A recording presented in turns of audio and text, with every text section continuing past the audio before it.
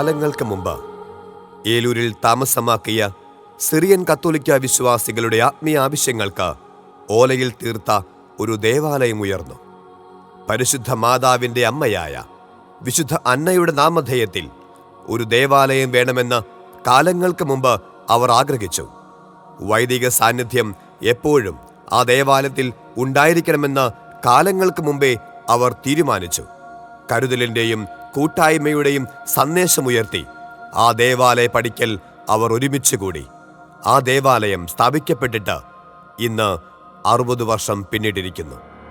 60ന്റെ നിറവിൽ ദൈവാനുഗ്രഹങ്ങൾക്ക് നന്ദിയോടെ കൈകൾ കൂപ്പി ഒരുമയുടെ കൂട്ടായ്മയ്ക്ക് സാക്ഷ്യമേകി ആ പുണ്യമണ്ണിൽ നാം നിൽക്കുമ്പോൾ ഏവർക്കും വജ്ര ജൂബിലിയുടെ ഹൃദയം നിറഞ്ഞ ആശംസകൾ.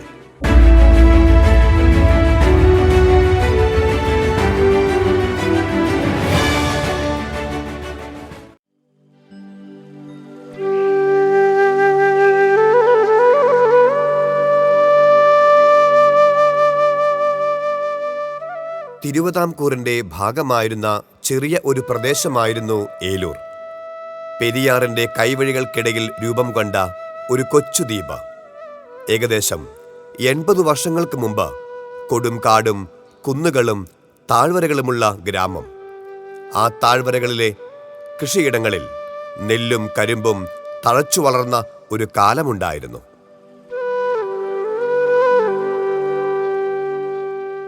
പെരിയാറിന്റെ കൈവഴികൾ വരാപ്പുഴക്കായലിൽ കൂടിച്ചേരുന്ന സ്ഥലം ആയതുകൊണ്ടാണ് ഏലൂർ എന്ന പേര് വന്നത് എന്നാണ് ഒരു വിശ്വാസം. യാത്രാവശ്യങ്ങൾക്ക് കടത്തുവഞ്ചി ആശ്രയിക്കാതെ മറ്റൊരു മാർഗവും അന്നുണ്ടായിരുന്നില്ല. എന്നാൽ 1942 കളമശ്ശേരിയിൽ പാലം വന്നതോടുകൂടി സ്ഥിതിഗതികൾ മാറിത്തുടങ്ങി. ഇന്ന് കേരള സംസ്ഥാനത്തിന്റെ വ്യാവസായിക തലസ്ഥാനമാണ് ഏലൂർ.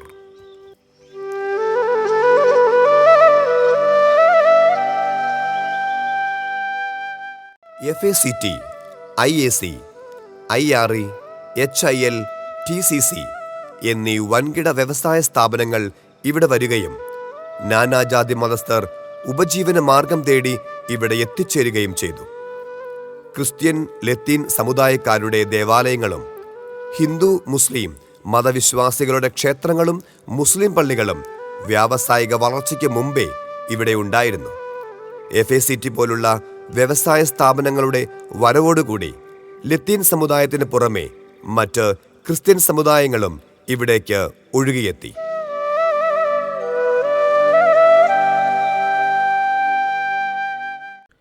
ഏലൂരിൽ അന്നമ്മയുടെ നാമധേയത്തിൽ ഒരു ദേവാലയം ഉരുവാൻ വഴിയൊരുക്കിയത് ചേരനല്ലൂർ കോട്ടപ്പറമ്പ് പള്ളി വികാരിയായിരുന്ന ബഹുമാനപ്പെട്ട ജോസഫ് ഇടത്തിച്ചിറയച്ചനും പുത്തൻപള്ളി ദേവാലയത്തിലെ വികാരിയായിരുന്ന ബഹുമാനപ്പെട്ട ദേവസി നാൽപ്പാട്ടച്ചനും കളമശ്ശേരി സോഷ്യൽ ഇൻസ്റ്റിറ്റ്യൂട്ട് ഡയറക്ടറായിരുന്ന ബഹുമാനപ്പെട്ട ജോസഫ് ചക്കിയത്തച്ഛനുമായിരുന്നു.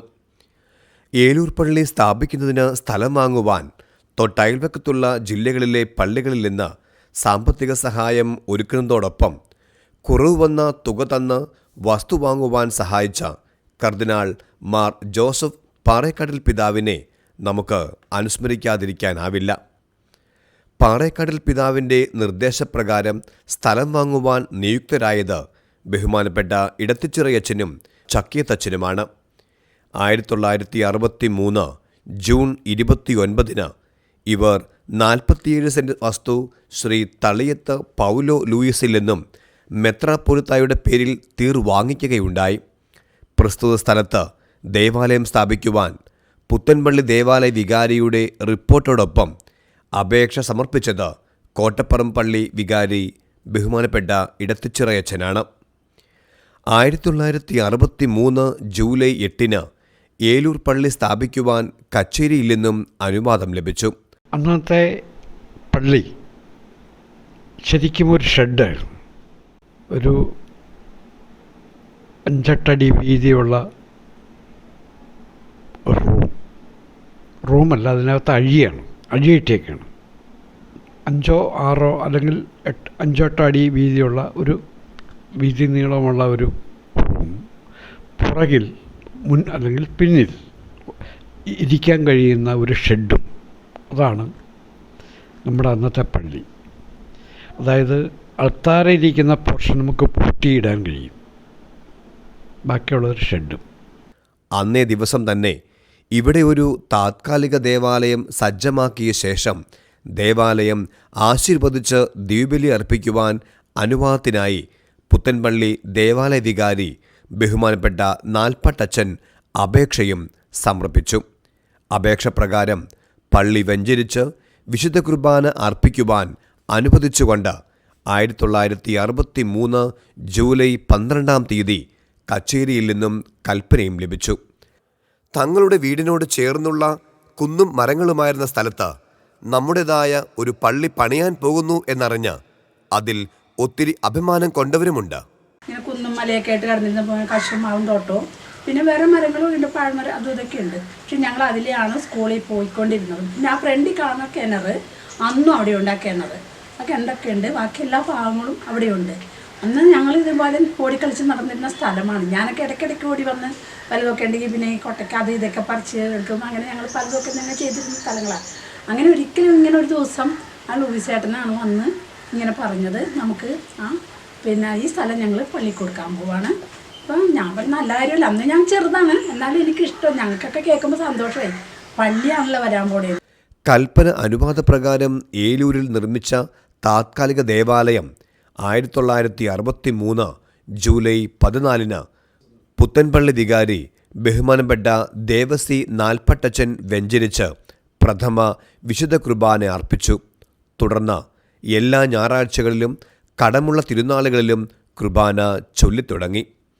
വരാപ്പുഴ പുത്തൻപള്ളി ദേവാലയത്തിൻ്റെ കുരിശുപള്ളിയായി സ്ഥാപിച്ച ഏലൂർ പള്ളിയുടെ ആദ്യ ചുമതല കളമശ്ശേരി സോഷ്യൽ ഇൻസ്റ്റിറ്റ്യൂട്ട് ഡയറക്ടറായിരുന്ന ബഹുമാനപ്പെട്ട ജോസഫ് ചക്കിയത്തച്ഛനായിരുന്നു.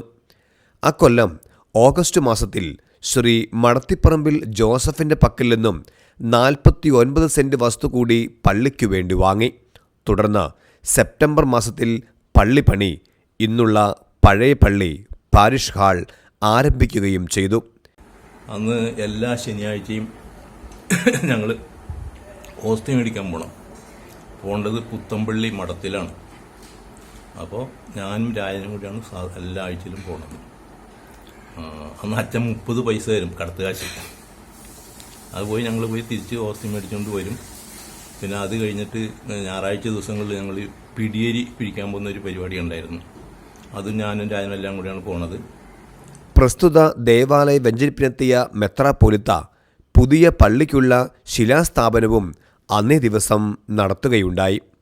ദേവാലയ വെഞ്ചരിപ്പിനെത്തിയ മെത്രാപ്പോലിത്തായെ സ്വീകരിച്ച് ആനയിച്ചത് FACTയുടെ അന്നത്തെ മാനേജിംഗ് ഡയറക്ടറായിരുന്ന ശ്രീ MKK നായരായിരുന്നു.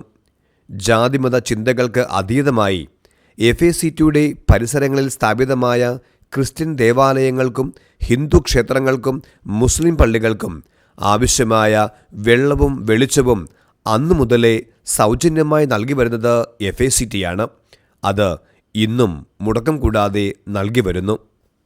അന്നാമ്മയുടെ നാമധേയത്തിൽ സ്ഥാപിതമായ നമ്മുടെ ദേവാലയത്തിന് മറ്റൊരു പ്രത്യേകതയുമുണ്ട്. വരാപ്പുഴ പുത്തൻപള്ളിയുടെ കുരിശുപള്ളിയായി സ്ഥാപിക്കപ്പെട്ട സെയിന്റ് ആൻസ് ദേവാലയം എറണാകുളം അങ്കമാലി അതിരൂപത സ്ഥാപിതമായതിനു ശേഷമുള്ള ആദ്യത്തെ ദേവാലയമാണ്. പള്ളിയോട് ചേർന്നു തന്നെയായിരുന്നു FACTയുടെ ക്വാർട്ടേഴ്സും. അവിടെ താമസിച്ചിരുന്നവർ കുടിവെള്ളത്തിനായി ആശ്രയിച്ചിരുന്നത് പള്ളിമുറ്റത്ത് അന്നുണ്ടായിരുന്ന നമ്മുടെ കിണറിനെയാണ്.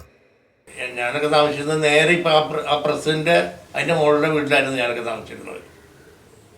അപ്പോൾ അന്ന് ആ പ്രസിഡന്റ് സൈഡിൽ കൂടെയാണ് ഗേറ്റ് ഉണ്ടായിരുന്നത്, അകത്തോട്ട് കോട്ടയത്തിലോട്ട് കിടക്കാൻ. അപ്പോൾ അതുകൊണ്ട് എപ്പോൾ വിളിച്ചാലും മണി അടിക്കാൻ വന്നാൽ മണി 3-4 വീട്ടിന് ഒറ്റ ഓട്ടത്തിൽ ഞങ്ങൾക്ക് ഇവിടെ ഓടിയെത്താം. അന്ന് വെള്ളമൊക്കെ എടുത്തിരുന്ന എൻ്റെ ചെറുപ്പത്തിലൊക്കെ ഞാൻ വെള്ളം എടുക്കാൻ അമ്മേനെ കൂടെ സഹായിച്ചു. അന്ന് കോട്ടയത്തിൽ വെള്ളമുണ്ട്, പൈപ്പ് ഉണ്ടെങ്കിലും കിണറ്റിലെ വെള്ളം കുടിക്കാൻ ഈ വെള്ളം ഇതിൽ നിന്നാണ് കോരിക്കൊണ്ട് പോയിരുന്നത്. 1964 ഏപ്രിൽ മാസത്തിൽ ചക്കിയത്തച്ഛന് പകരം ഇമ്മാനുവൽ മണിയംകൊട്ടച്ചൻ ഏലൂർ പള്ളിയുടെ വികാരിയായ കാലത്ത് പള്ളിക്കു വേണ്ടി 78 സെൻറ്റ് വസ്തു കൂടി തളിയത്ത് കുടുംബത്തിൽ നിന്നും വാങ്ങിക്കുകയും ഇവിടെ വികാരിമാരായി വരുന്ന വൈദികർക്ക് താമസിക്കുവാനുള്ള ഒരു കെട്ടിടം പണിയുകയും ചെയ്തു. അതേ വർഷം തന്നെ പാതാളം തദേവൂസ് പള്ളിയുടെ പണികൾ തുടങ്ങുകയും ഏലൂർ പള്ളി വികാരി പാതാളം പള്ളിയുടെ ചുമതല കൂടി ഏറ്റെടുക്കുകയും ചെയ്തു. പാതാളത്തെ സെൻറ്റ് ജൂഡിൻ്റെ നാമധേയത്തിൽ ഒരു ദേവാലയം പണിയുകയും വ്യാഴാഴ്ചകളിലും ഞായറാഴ്ചകളും മാത്രം അവിടെ കുർബാന നടത്തുകയും ചെയ്തു. മിക്കവാറും ഈ രണ്ട് അച്ഛന്മാർക്കും സ്കൂട്ടർ ഉണ്ടായ കാരണം ഞാനായിരിക്കും അവരുടെ കൂടെ പോയിക്കൊണ്ടിരുന്നത്. JNM ആശുപത്രിക്ക് സമീപം FACT നൽകിയ സ്ഥലത്ത് സിമിത്തേരി നിർമ്മിച്ചതും മണിയം കൊട്ടച്ചനാണ്. 1965 ചക്കിയത്തച്ചൻ വീണ്ടും വികാരിയായി സ്ഥാനമേറ്റു. അക്കാലത്താണ് സേക്രഡ് ഹാർട്ട് കോൺഫറൻസ് എന്ന പേരിൽ വിൻസെൻ്റ് പോൾ എന്ന സഖ്യം നമ്മുടെ പള്ളിയിൽ സ്ഥാപിച്ചത്. ചക്കിയത്ത് അച്ഛൻ പറഞ്ഞു, നമുക്കിവിടെ ഒരു ധ്യാനം, ഒരു ഏകദിന ധ്യാനം നടത്തണം എന്ന് ചക്കിയത്തച്ഛൻ നിർദ്ദേശിച്ചു.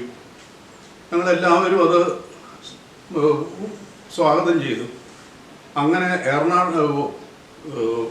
പാറേക്കാട്ട് പിതാവിൻ്റെ സെക്രട്ടറി ആയിരുന്ന ജേക്കബ് അച്ഛൻ പ്രീച്ചറായിട്ട് വന്ന് ഒരു ദിവസത്തെ ധ്യാനം നടത്തി. ധ്യാനാനന്തരം അച്ഛൻ പറഞ്ഞു, നമുക്ക് ഈ ധ്യാനത്തിൻ്റെ ഓർമ്മയ്ക്കായിട്ട് എന്തെങ്കിലും ഒരു ഭക്തസംഘടന നമുക്കിവിടെ രൂപീകരിക്കണം. അച്ഛനോട് ഞാൻ പറഞ്ഞു, ജോസഫ് നമുക്ക് വിൻസെൻ്റ് പോളിൻ്റെ ഒരു സഭ രൂപീകരിക്കാം. അവരൊക്കെ പറഞ്ഞു നല്ല ഐഡിയ ആയിരുന്നു. അങ്ങനെ വിൻസെൻ്റ് പോൾ സൊസൈറ്റി രൂപീകരിച്ചു. അപ്പോൾ തന്നെ കുറേ അംഗങ്ങളെ സംഘടനയിലേക്ക് ചേർത്തു. 1966 ജോസഫ് പുഞ്ചപുതുശ്ശേരി അച്ഛൻ വികാരിയായ കാലത്താണ് നമ്മുടെ പള്ളിയുടെ ഇടവക അതിർത്തി നിശ്ചയിക്കപ്പെട്ടത്.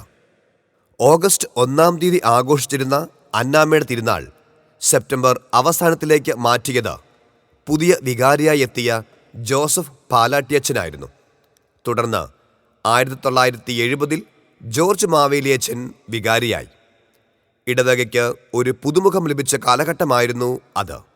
കാത്തലിക് യൂത്ത് ഫെഡറേഷൻ എന്ന സംഘടന രൂപം കൊണ്ടത് അക്കാലത്താണ്. ഒപ്പം നാനാജാതി മതസ്ഥരുടെ സംഗമവേദിയായി മാറി ഏലൂർ പള്ളി.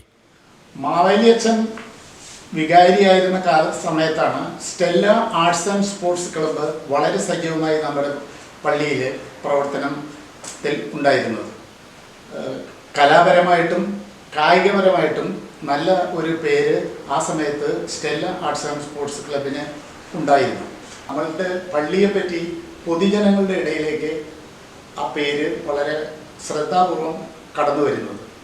മറ്റു പല മേഖലകളിലും അന്യമതസ്ഥരായിട്ടുള്ള ആളുകളും ഇതിൽ പങ്കെടുക്കാനായിട്ട് വളരെ താല്പര്യത്തോടെ വരികയും പള്ളി അങ്കണം എല്ലാ മതസ്ഥരുടെയും ഒരു സംഗമവേദിയായി മാറുകയും ചെയ്തു. 1971 അന്നാമ്മയുടെ നാമത്തിൽ ഒരു നഴ്സറി സ്കൂൾ ആരംഭിക്കുന്നതും പള്ളിയോട് ചേർന്ന് ഓപ്പൺ സ്റ്റേജ് പണിതതും മതബോധനത്തിനായി ഒരു കെട്ടിടം പണിതതും മാവേലിയച്ഛൻ്റെ കാലത്തായിരുന്നു. അക്കാലത്ത് വേദപാഠം പഠിപ്പിക്കുവാനായി കളമശ്ശേരി ആരാധന മഠത്തിൽ നിന്നുള്ള സിസ്റ്റേഴ്സാണ് സെയിൻറ്റ് ആൻസ് പള്ളിയിൽ വന്നുകൊണ്ടിരുന്നത്. കാലക്രമേണ ഇടവക വളർന്നപ്പോൾ വേദപാഠം പഠിക്കുന്ന കുട്ടികളുടെ എണ്ണവും കൂടി. ഇപ്പോൾ LKG മുതൽ 12ാം ക്ലാസ് വരെ 165ഓളം കുട്ടികൾ വേദപാഠം പഠിക്കുന്നു എന്നുള്ളത് വളരെ സന്തോഷകരമായ കാര്യമാണ്. 1972 ജേക്കബ് ഞാളിയച്ഛൻ വികാരിയായി. അദ്ദേഹമാണ് നമ്മുടെ ഇപ്പോഴത്തെ പള്ളി പണിയുവാനായിട്ട് തുടക്കം കുറിച്ചത്. എന്നാൽ സാമ്പത്തിക പ്രതിസന്ധി കാരണം നിർമ്മാണ പ്രവർത്തനങ്ങൾ മുന്നോട്ട് നീങ്ങിയില്ല. അക്കാലത്ത് ഭാരതീയ കുർബാനയും ഇവിടെ ചൊല്ലിയിരുന്നു. കുർബാനയിൽ ഒരുപാട് മാറ്റങ്ങൾ വന്ന ഒരു സമയമാണ്. കാരണം പൂർണ്ണമായും സിറിയൻ ഭാഷയിൽ നിന്നും ഒരു മാറ്റം, അത് കഴിഞ്ഞ് ഒരു മാറ്റം കൂടെ വന്നു. അതൊരു പരീക്ഷണമോ മറ്റോ ആയിരുന്നു എന്ന് എനിക്ക് തോന്നുന്നു. ഞങ്ങൾ അന്ന് പാടിയിരുന്നത് സൺഡേ ഈവനിങ് പാടിയിരുന്ന കുർബാന ഭാരതീയ കുർബാന എന്നൊന്നായിരുന്നു. അതൊരു ഏകീകൃത കുർബാനയായിരുന്നു എന്ന് എനിക്ക് തോന്നുന്നു. എല്ലാ സ്ഥലത്തും ഭാരതീയ കുർബാന വന്നു. SABS സന്യാസി സമൂഹത്തിന് ഒരു മഠം സ്ഥാപിക്കുന്നതിനും ഒരു ഇംഗ്ലീഷ് മീഡിയം സ്കൂൾ ആരംഭിക്കുന്നതിനും അഭിവന്യ പാറേക്കാട്ടിൽ പിതാവിൽ നിന്ന് അക്കാലത്ത് അനുമതി ലഭിച്ചു. അതിന് പ്രകാരം പള്ളിക്ക് സമീപം തളിയത്ത് അവറാച്ചനിൽ നിന്ന് കോൺവെന്റിന് സ്ഥലം വാങ്ങിക്കുകയും ജനുവരി 14 അതിൻ്റെ ശിലാസ്ഥാപന കർമ്മം ബഹുമാനപ്പെട്ട ജേക്കബ് ഞാളിയനച്ഛൻ നടത്തുകയും ചെയ്തു. ഏതാനും മാസം കൊണ്ട് കോൺവെൻറ്റിൻ്റെ പണി പൂർത്തിയാവുകയും മെയ് 31 അതിൻ്റെ വെഞ്ചിരിപ്പ് കർമ്മം ബഹുമാനപ്പെട്ട അച്ഛൻ തന്നെ നടത്തുകയും ചെയ്തു. അന്ന് തന്നെ സിസ്റ്റേഴ്സ് അവിടെ താമസമാക്കുകയും ആ വർഷം തന്നെ 1-ാം ക്ലാസ് ആരംഭിക്കുകയും ചെയ്തു. 1976 ഏപ്രിൽ മാസത്തിൽ ബഹുമാനപ്പെട്ട മാത്യു കോയിൽപ്പറമ്പിലച്ചൻ ഏലൂർ പള്ളിയുടെ വികാരിയായി. 1976 വികാരിയായി എത്തിയ വർഗീസ് കോയിക്കരയച്ചൻ 79 സ്ഥലം മാറിപ്പോയപ്പോൾ ഫാദർ സെബാസ്റ്റ്യൻ മാണിക്കത്താൻ പുതിയ വികാരിയായി. ഇടവക ജനത്തിൻ്റെയും പാറേക്കടൽ പിതാവിൻ്റെയും സഹായ സഹകരണത്തോടെ ജേക്കബ് ഞാളിയനച്ചൻ തുടങ്ങിവെച്ച പുതിയ പള്ളിയുടെ പണികൾ പൂർത്തീകരിച്ച് 1981 ഒക്ടോബർ 10 അഭിവന്യ പാറേക്കടൽ പിതാവിനാൽ ദേവാലയ പ്രതിഷ്ഠ നടത്തുകയും ചെയ്തു. തുടർന്ന് 1982 ഫാദർ പോൾ കോട്ടയ്ക്കൽ ഇടവകയുടെ വികാരിയായി. അദ്ദേഹത്തിൻ്റെ കാലത്താണ് കുടുംബ യൂണിറ്റുകൾക്ക് തുടക്കം കുറിച്ചത്. എറണാകുളം അങ്കമാലി അതിരൂപതയിലെ ഇടവകകളിൽ കുടുംബങ്ങളുടെ അംഗബലം കൊണ്ട് താരതമ്യേന ചെറുതാണ് നമ്മുടെ ഇടവകയെങ്കിലും കുടുംബ യൂണിറ്റുകളുടെയും കുടുംബാംഗങ്ങളുടെയും പ്രവർത്തനത്തിൽ വളരെയധികം മുൻപന്തിയിൽ നിൽക്കുന്ന ഒരു ഇടവകയാണ് നമ്മളുടേത്. 1984 ബഹുമാനപ്പെട്ട പോൾ കോട്ടയ്ക്കൽ അച്ഛനാണ് നമ്മുടെ പള്ളിയിൽ കുടുംബ യൂണിറ്റുകൾ ആരംഭിച്ചത്. അന്ന് 8 കുടുംബ യൂണിറ്റുകൾ 164 കുടുംബങ്ങളിൽ നിന്നായി ഉണ്ടായിരുന്നു. പിന്നീട് 2004 20 വർഷങ്ങൾക്ക് ശേഷം 2004 തോമസ് നെൽക്കര അച്ഛൻ കുടുംബ യൂണിറ്റുകളുടെ എണ്ണം 7 പുനഃക്രമീകരണം ചെയ്തു. ഇന്നുള്ള 7 കുടുംബ യൂണിറ്റുകൾ 2004 മുതൽ നമ്മുടെ പള്ളിയിൽ പ്രവർത്തിച്ചു വരുന്നു. 1984 ഡിസംബർ 30 ഏലൂർ സെന്റ് ആൻസ് ഇടവക ഒരു സ്വതന്ത്ര ഇടവക എന്ന പദവിയിലേക്ക് ഉയരുകയും ഫാദർ പോൾ കോട്ടയ്ക്കൽ പ്രഥമ വികാരിയാവുകയും ചെയ്തു. അദ്ദേഹത്തിൻ്റെയും നമ്മുടെ പൂർവികരുടെയും കഠിന ശ്രമഫലമായി പള്ളിക്ക് സമീപം ഒരു സിമിത്തേരിയും പണിതു. ഒത്തിരി പ്രതിസന്ധികളെ നേരിട്ടുകൊണ്ട് നമ്മൾ സ്വന്തമായിട്ടൊരു സിമിത്തേരിക്ക് ട്രൈ ചെയ്തു. അങ്ങനെ അവിടെയും കുറച്ച് സ്ഥലത്തിൻ്റെ മിനിമം ഡിസ്റ്റൻസ് ഒരു ബുദ്ധിമുട്ടായി വരികയും പിന്നീട് അതിന് വേണ്ട ഒരു തീർപ്പായിട്ടാണ് 4 വശത്തോട്ടും മിനിമം ഡിസ്റ്റൻസ് വിട്ടുകൊണ്ടുള്ള ഇന്നത്തെ സിമിത്തേരി പൂർത്തീകരിച്ചത്. 1985 ജനുവരിയിൽ ബഹുമാനപ്പെട്ട ജോൺ തോട്ടുപുറം അച്ഛൻ വികാരിയായി ചുമതലയേറ്റ സമയത്താണ് ഇടവകയുടെ പ്രഥമ ഡയറക്ടറി പ്രസിദ്ധീകരിച്ചത്. ബഹുമാനപ്പെട്ട ജോൺ തോട്ടുപുറം അച്ഛൻ്റെ 8 മാസത്തെ സേവനത്തിന് ശേഷം നമ്മുടെ ബഹുമാനപ്പെട്ട ജോസഫ് വളവച്ചൻ ഇവിടെ ചാർജ് എടുക്കുകയും ആ അവസരത്തിൽ ഇവിടെ LKG നടന്നിരുന്ന കെട്ടിടം രൂപാന്തരപ്പെടുത്തി ഒരു ലോഡ്ജാക്കി മാറ്റുകയും ചെയ്തു. അതിനുശേഷം നമ്മുടെ പുതിയ പള്ളിയുടെ വെഞ്ചരിപ്പ് കഴിഞ്ഞപ്പോൾ ആ പഴയ പള്ളി ഇപ്പോഴത്തെ പാരിഷ് ഹാൾ ഒരു ട്യൂട്ടോറിയൽ കോളേജായിട്ട് രൂപാന്തരപ്പെടുത്തുകയും ചെയ്തു. വളവിയച്ചിന് ശേഷം 1989 മാത്യു വടക്കുംചേരി അച്ഛനായിരുന്നു വികാരി. എന്നാൽ 2 വർഷങ്ങൾക്ക് ശേഷം 91 ജൂൺ 4 പെട്ടെന്നുണ്ടായ അസുഖം മൂലം അദ്ദേഹം ഈ ലോകത്തിൽ നിന്നും യാത്രയായി. 90കളിലാണ് അമ്മമാരുടെ സംഘടനയായ മാതൃസംഘം അതിരൂപത വിമൺ വെൽഫെയർ സർവീസുമായി ബന്ധിപ്പിച്ച് ഏലൂർ വിമൺ വെൽഫെയർ സർവീസസ് ആയി മാറുന്നത്. 1990 കാലഘട്ടത്തിലാണ് അതിരൂപത വിമൻസ് വെൽഫെയർ സർവീസ് സംഘടനയെ യോജിച്ച് വിമൻസ് വെൽഫെയർ സംഘടന ഏലൂരിൽ ആരംഭിക്കുന്നത്. വിവാഹിതരായ സ്ത്രീജനങ്ങളുടെ കൂട്ടായ്മയായ സംഘടന ആധ്യാത്മികവും ഭൗതികവുമായ എല്ലാ പ്രവർത്തനങ്ങളിലും ഇടവകയോട് ചേർന്ന് നിൽക്കുന്നു. ദരിദ്ര സഹായം, രോഗി സന്ദർശനം, വിവാഹ സഹായം, പ്രാർത്ഥനാ കൂട്ടായ്മ തുടങ്ങിയ നന്മ പ്രവർത്തികൾക്കൊപ്പം പള്ളി അലങ്കാരം, ക്ലീനിങ് തുടങ്ങിയ എല്ലാ പ്രവർത്തനങ്ങളിലും സംഘടന മുന്നോട്ട് നിൽക്കുന്നു. 1971 സ്ഥാപിതമായ CYF എന്ന സ്വതന്ത്ര സംഘടനയെ KCYMുമായി ഏകോപിപ്പിച്ച് പ്രവർത്തനങ്ങൾ ആരംഭിച്ചതും 90ന്റെ കാലഘട്ടത്തിലായിരുന്നു. 1980കളിലാണ് കേരള ബിഷപ്പ് കൗൺസിലിന്റെ കീഴിൽ Kerala Catholic youth movement KCYM എന്ന സംഘടന രൂപീകരിക്കപ്പെടുന്നത്. ഇത് സ്വതന്ത്ര യൂണിറ്റുകളായിട്ടാണ് എല്ലാ ഇടവകളിലും പ്രവർത്തിക്കുന്നത്.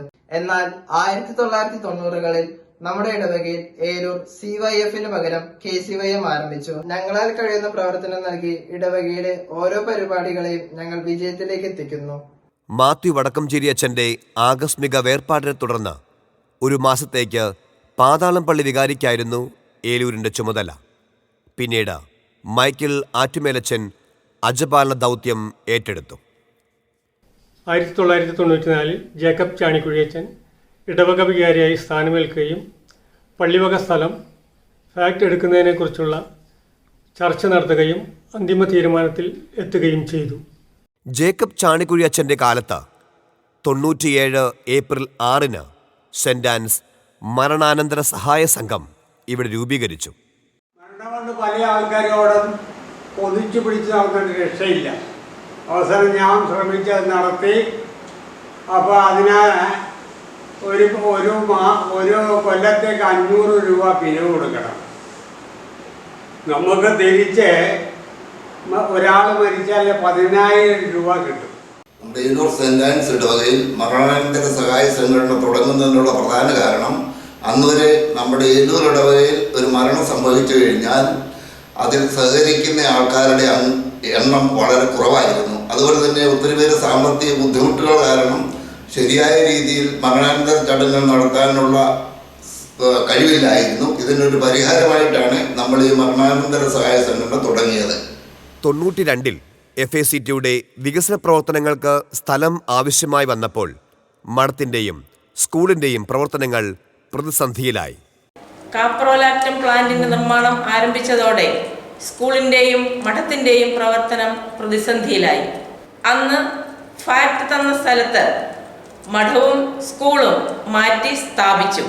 UP സ്കൂളിന് മാത്രം അംഗീകാരം ഉണ്ടായിരുന്ന സ്കൂളിന് 1995 ഹൈസ്കൂളിനും 2002 ഹയർ സെക്കൻഡറി സ്കൂളിനും അംഗീകാരം ലഭിച്ചു. 2000 CBSE അംഗീകാരം ലഭിക്കുകയും ആ വർഷം തന്നെ പബ്ലിക് സ്കൂൾ ആരംഭിക്കുകയും ചെയ്തു.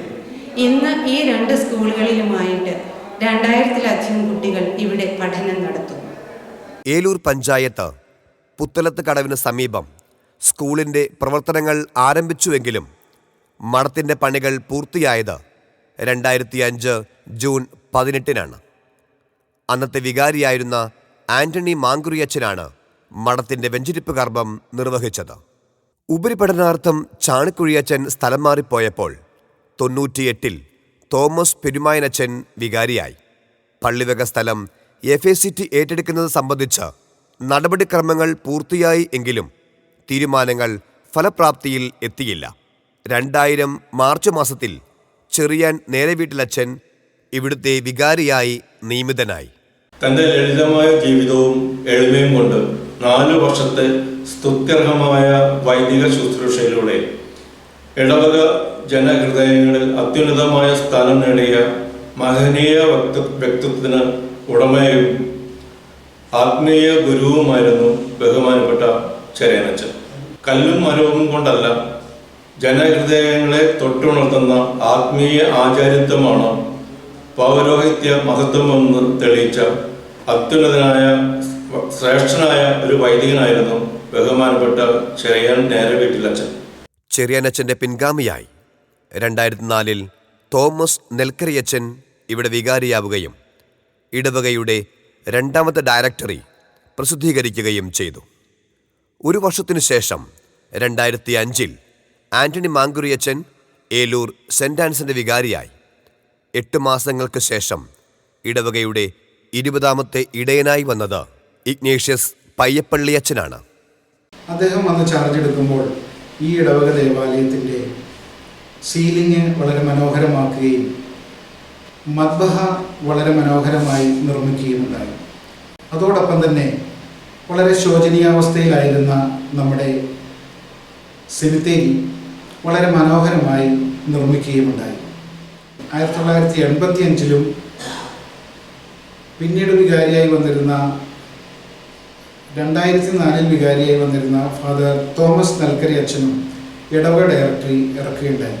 അതിലൊന്നും സെന്റ് ആൻസ് ഇടവകയുടെ ചരിത്രരേഖകളൊന്നും ഉൾപ്പെടുത്തിയിട്ടുണ്ടായിരുന്നില്ല. 2007 ഫാദർ ഇഗ്നേഷ്യസ് പയ്യപ്പള്ളി അച്ഛനാണ് ചരിത്രരേഖകൾ ഉൾക്കൊള്ളിച്ചുകൊണ്ടുള്ള ഒരു സംക്ഷിപ്ത രൂപം ഒരു ഡയറക്ടറിയായി ഇറക്കുകയുണ്ടായി. 2007 ആന്റണി കിലുക്കനച്ചൻ ഇടവകയുടെ വികാരിയാവുകയും ഇടവക ജനത്തിൻ്റെ സഹകരണത്തോടെ പള്ളിയകത്ത് ഗ്രാനൈറ്റ് വിരിക്കുന്ന ജോലികൾ ആരംഭിച്ചു. 2009 ആന്റണി കിടങ്ങേഴത്തച്ഛൻ ഇടവക വികാരിയായി. 2009 ആഗസ്റ്റ് മാസത്തിൽ നമ്മുടെ റോയി അച്ഛൻ്റെ സാന്നിധ്യത്തിൽ പള്ളിമേടയ്ക്ക് മുകളിൽ ഷീറ്റ് ഇടുകയും വേദപാഠ ക്ലാസുകൾ ചിലത് അങ്ങോട്ട് മാറ്റുകയും ചെയ്യുകയുണ്ടായി. 2011 നമ്മുടെ റോയി അച്ഛൻ മിഷൻ പ്രവർത്തനത്തിനായി പോകുന്നത്. ചാന്ത മിഷൻ രൂപതയിലേക്കാണ് അച്ഛൻ പോയത്. ഇതേ തുടർന്ന് ബഹുമാനപ്പെട്ട പീറ്റർ തിരുതനത്തിൽ അച്ഛൻ ജൂലൈ 2 മുതൽ 23 വരെ ഇടവകയുടെ താത്കാലിക ചുമതലകൾ വഹിച്ചു. എന്നാൽ അദ്ദേഹത്തിന് വികാരി പദവി ഉണ്ടായിരുന്നില്ല. 2011 ജൂലൈ 23 മുൻ വികാരിയായിരുന്ന ഇഗ്നേഷ്യസ് പയ്യപ്പള്ളി അച്ഛൻ ഏലൂരിൻ്റെ താത്കാലിക വികാരിയുമായി. 2011 റോയി കിടങ്ങേത്തച്ഛൻ തുടങ്ങി വെച്ച ഇടവക ഡയറക്ടറുടെ പ്രവർത്തനം ഇഗ്നേഷ്യസ് പയ്യപ്പള്ളി അച്ഛൻ 2ാം വട്ടം 2011 തന്നെ വികാരിയായി വന്ന കാലത്താണ് പൂർത്തീകരിച്ചത്. 2011 സെപ്റ്റംബർ 24 ഇഗ്നേഷ്യസ് പയ്യപ്പള്ളി അച്ഛൻ മാറി ജോസ് തലക്കാട്ടച്ഛൻ വികാരിയായി വരികയും അച്ഛൻ്റെ കാലത്താണ് പള്ളിയോട് ചേർന്നിരുന്ന സ്റ്റേജ് പള്ളിയുടെ മുൻവശത്തേക്ക് മാറ്റി സ്ഥാപിച്ചതും കൊടിമരം മുൻപുണ്ടായിരുന്ന കൊടിമരത്തിൻ്റെ സ്ഥാനത്ത് സ്ഥാപിച്ചത് ജോസ് തലക്കാട്ടച്ഛൻ്റെ കാലത്താണ്. തലക്കാട്ടച്ഛൻ്റെ കാലത്താണ് നമ്മുടെ പള്ളിമേടയുടെ വരാന്ത ടൈലിട്ട് നവീകരിച്ചത്. ജോസച്ചൻ്റെ കാലത്ത് നമ്മുടെ പള്ളിയിൽ ഗ്രേസ് റിപ്പിൾസിൻ്റെ ഒരു യൂണിറ്റ് സ്ഥാപിച്ചു. അച്ഛൻ്റെ കാലത്താണ് നമ്മുടെ ഇടവകയുടെ 50ാം വർഷം ജൂബിലി ആഘോഷം നടന്നത്. 2013 വർഗീസ് പാലാട്ടിയച്ചൻ ഏലൂർ ഇടവകയുടെ വികാരിയായി. പാരിഷ് കൗൺസിൽ, സെൻട്രൽ കമ്മിറ്റി, കുടുംബ യൂണിറ്റുകളുടെ എല്ലാം പ്രവർത്തനങ്ങൾ വളരെ ചിട്ടയോടുകൂടി കൊണ്ടുപോകുന്നതിൽ അച്ഛൻ പ്രത്യേക ശ്രദ്ധ കേന്ദ്രീകരിച്ചു. 2014 പകുതിയോടുകൂടി സേവി പടിക്കപ്പറമ്പിലച്ഛൻ സെന്റ് ആൻസ് പള്ളിയുടെ അമരക്കാരനായി. കേരളത്തിൻ്റെ ദേശീയോത്സവമായ ഓണം മുതലായ പരിപാടികൾ ഇവിടെ ഭംഗിയായി അച്ഛൻ ഇവിടെ നടത്തി. കേരളത്തിൻ്റെ സ്വന്തം മക്കളായ വിശുദ്ധ ചാവറ കുര്യാക്കോസച്ചൻ്റെയും ഏവുപ്രാസ്യമേയും വിശുദ്ധരാക്കിക്കൊണ്ടുള്ള പുണ്യസ്മൃതി എന്ന പരിപാടി ഇവിടെ അച്ഛൻ വളരെ ഭംഗിയായിട്ട് നടത്തി. ഏവു സെന്റ് ആൻസ് പള്ളിയുടെ സ്വന്തം സംഘടനയായ സെന്റ് ആൻസ് കാരുണ്യജീവിതം സ്ഥാപിതമായതും അച്ഛൻ്റെ കാലത്താണ്. ദാനമായി നിങ്ങൾക്ക് കിട്ടി, ദാനമായി നൽകുക എന്ന ബൈബിൾ വാക്യത്തെ അടിസ്ഥാനപ്പെടുത്തിയാണ് സെന്റ് ആൻസ് കാരുണ്യദീപ്തി എന്ന സംഘടന മുന്നോട്ട് പോകുന്നത്. ഉപരിപഠനത്തിനായി സേവിയച്ചൻ റോമിലേക്ക് പോയപ്പോൾ 2015 ഓഗസ്റ്റ് 8 വർഗീസ് പൊന്തേൻപിള്ളി അച്ഛൻ വികാരിയായി. പള്ളിയുടെ മുകളിലുള്ള ആസ്ബസ്റ്റോസ് ഷീറ്റ് മാറ്റി അലുമിനിയം ഷീറ്റാക്കിയതും അൾത്താര നവീകരിച്ചതും പൊന്തേൻപിള്ളി അച്ഛൻ്റെ കാലത്താണ്. സെന്റ് ആൻസ് ഇടവകയിലെ 4 യൂണിറ്റുകളിൽ മാത്രം ഒതുങ്ങി നിന്നിരുന്ന മരണാനന്തര സഹായ സംഘം എല്ലാ യൂണിറ്റുകളെയും ഉൾപ്പെടുത്തിയതും സിംതെരിയുടെ വശങ്ങളിലുള്ള മരിച്ച വ്യക്തികളുടെ ഫോട്ടോ വയ്ക്കുന്നതിനുള്ള സംവിധാനം ഏർപ്പെടുത്തിയതും അച്ഛൻ്റെ കാലത്താണ്. 2019 തുടക്കത്തിന് ശേഷം ജോൺസൺ വടക്കംചേരി അച്ഛൻ സെന്റ് ആൻസ് പള്ളിയുടെ ചുമതല ഏറ്റെടുത്തു. ഇടവകയുടെ ചരിത്രത്തിൽ ആദ്യമായി ഇംഗ്ലീഷ് കുർബാനയ്ക്ക് തുടക്കം കുറിച്ചത് അച്ഛനാണ്. പള്ളിക്ക് പിറകിൽ കാടുപിടിച്ച് കിടന്നിരുന്ന സ്ഥലം ഫലവൃക്ഷങ്ങൾ നട്ട് തോട്ടമുണ്ടാക്കി അതിന് ഏദൻ തോട്ടം എന്ന പേര് നൽകി. സ്വയം പ്രതിരോധിക്കാനായി കരാട്ടെ പരിശീലിപ്പിച്ചു. തൻ്റെ കയ്യിലുണ്ടായിരുന്ന സംഗീത ഉപകരണങ്ങൾ നൽകി ബാൻഡ് സെറ്റിന് രൂപം കൊടുത്തു. അങ്ങനെ കുട്ടികളുടെ കഴിവുകൾ വികസിപ്പിക്കുന്ന തരത്തിലായിരുന്നു അച്ഛൻ്റെ പദ്ധതികൾ. കോവിഡ് കാലത്തും ഓൺലൈൻ കാറ്റഗിസം അച്ഛൻ്റെ നേതൃത്വത്തിൽ വളരെ ഭംഗിയായി നടന്നു. 1.5 വർഷക്കാലത്തെ കൊറോണ വൈറസ് തീർത്ത ലോക്ക്ഡൗൺ നിയന്ത്രണങ്ങൾക്ക് അയവ് വന്ന കാലം. 2021 സെപ്റ്റംബർ മാസത്തിൽ സെന്റ് ആൻസ് പള്ളിയുടെ വികാരിയായി എത്തിയത് ഫാദർ ജെറിൻ പാലത്തിങ്കലായിരുന്നു. വിശുദ്ധ അന്നാമയുടെ തിരുനാളും ഇടവക ദിനവും കോവിഡ് കാരണം നമുക്ക് നടത്തുവാൻ സാധിച്ചില്ല.